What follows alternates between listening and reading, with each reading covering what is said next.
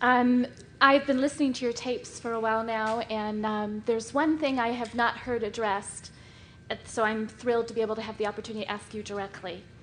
Well, there is not time today. The universe wouldn't do that. You're right. All right, the subject is weight.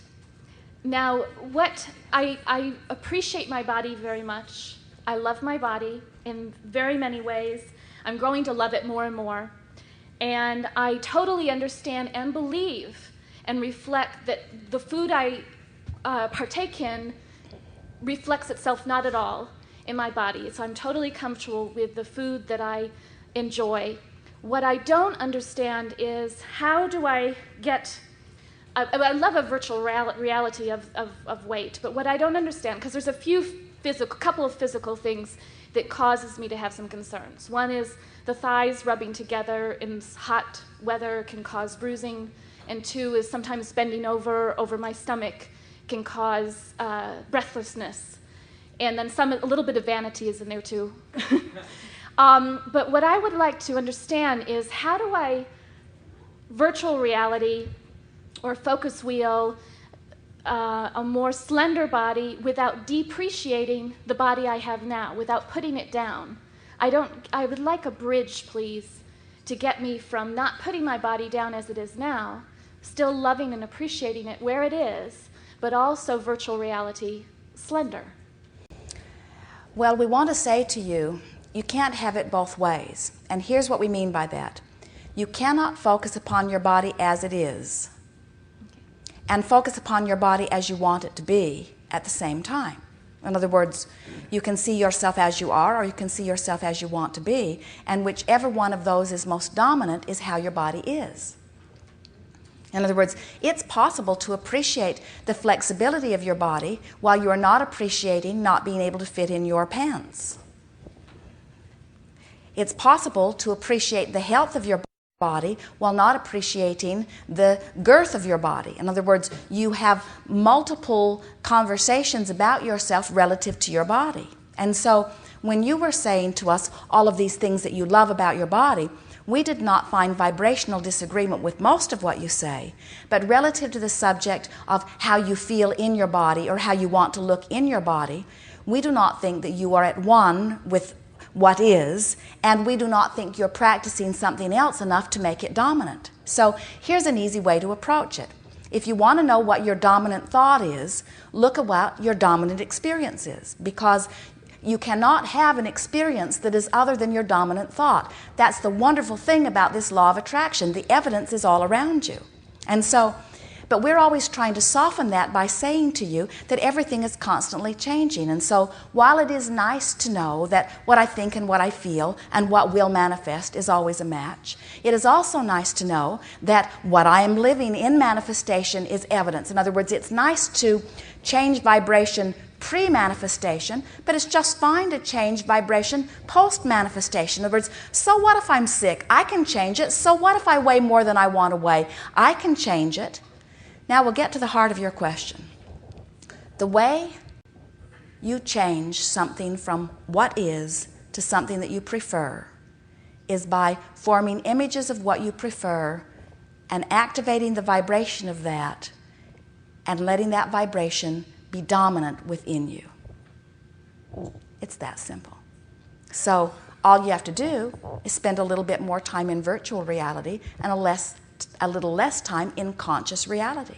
So you can de-emphasize your body without disrespecting it by making it a non-issue, by saying, oh, well, I don't have to think about that, or, oh, well, don't I have lovely skin, or, oh, well, in other words, by appreciating the aspects that you do appreciate and leaving the aspects that you don't appreciate out of the equation altogether. And then in a time of sort of neutral vibration, going to a virtual reality where you find a better feeling place. Sometimes it can be a little snatch of something that you remember. Sometimes it could be a little image that you conjure. In other words, you could have a 10-second image where you walk into a department store, find something lovely, and feel excited about going and putting it on. Just something that long. And do that often enough, and before you know it, that's the vibration that you'll actually be living. You see, you're helping us to talk about something that is really important. In fact, we think that you have asked the all-important question when you say, how do I stand where I am, knowing that I want something that is a little bit different, without dragging what is into the other vibration? How do I look over there without automatically making a statement of dissatisfaction over here? And we say, just by looking over there frequently enough that begins to feel more normal. In other words, that would be like saying, how can I love this beautiful friend's face without disrespecting that beautiful friend's face? In other words, how can I appreciate the beauty of this friend without unappreciating the beauty of that friend? And we say, you're not unappreciating the beauty of that friend. You're loving this friend. You can love that friend. You can love your body as it is while you love an image and make an image that is more dominant. You see? All of it is about, it is not so much about conjuring images to create a different experience. It's about conjuring images to allow a different experience. The creation of your perfect body is already formulated. In other words, it's already an idea in the mind of Source. It is already become. You just haven't let it in. And the reason you haven't let it in is because you're vibrating more over here than you are over here. That's all.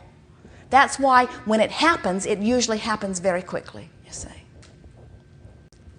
Okay. The next question. I'm a teacher of conflict resolution, love my job, I adore it, in a public school setting. This is my 4th year, and I brought through all 3 curriculums of stories and role plays that teach that concept. And what's the wonderful opportunity is I teach pivoting to my students, and they get it. And I can bring in some Abraham concepts without, it's a Baptist Bible Belt area, so I mean, I'm very careful. Oh, blah, blah, blah. Yeah, blah, blah, blah. But what I don't quite get is I have several students that are in love, like, for example, I was teaching pivoting to my 6th graders. And one of the boys said, well, my pivot is beating up other people. And I was showing them the continuum. This is a chain of pain. This is a chain of joy. Reach for the thought that feels good. What is a good pivot for you? And he finally came up with bikinis and so forth. But he was really on to this beating up other people, and that was the pivot for him. And I said, but that's chain of pain because it's bringing pain to other people. He says, but it feels good to me. And I'm wondering. Well, now let's talk about why. So Yeah. if you ask him the question, talking about dominant vibration. So Right. if you say, what feels better to you? To be controlled by others or to be in control yourself? Okay. He would say in control. To be in control. Yeah. And that's what that's translating out to be. In other words, in a very simplistic way, what he's saying is nobody's going to... He's talking about freedom. He's talking about directing his own life. He's talking about not being tromped on by other people. In other words, he's reaching... His motives are very pure in all of that. And so that's why you can't write a book that says this action is always wrong or this attitude is always wrong, because for him, in other words, that's why the idea of packing a gun feels like a positive thing to many people, because it gives which feels better, vulnerability or having a gun? And you say, well, having a gun is a terrible thing. And they say it's not as bad as feeling vulnerable. Yeah. You get a sense? So I guess what I'm wondering is, how do I soothe them more into their alignment when their dominant idea is they would like to use forms of violence or aggression, strong aggression, to counteract? Well, the first thing that we would do is always give them the benefit of the doubt, because they're always right. In other words, they're in charge of their life, and what they're choosing is right. Mm-hmm. And so when you say to someone, when someone in your classroom setting says, well, beating up on someone is what feels good to me, it's like, if you are in a place of tremendous struggle, then beating up on someone feels better than getting beat up on. And that is incrementally better. And that's the only place this one can go. In other words, you're wanting him to go from agony all the way to ecstasy, and he can't make that big of a jump. This is as big a jump as he can make. And that has to be a fine jump as far as you are concerned. In other words, you can't make judgment about his choices.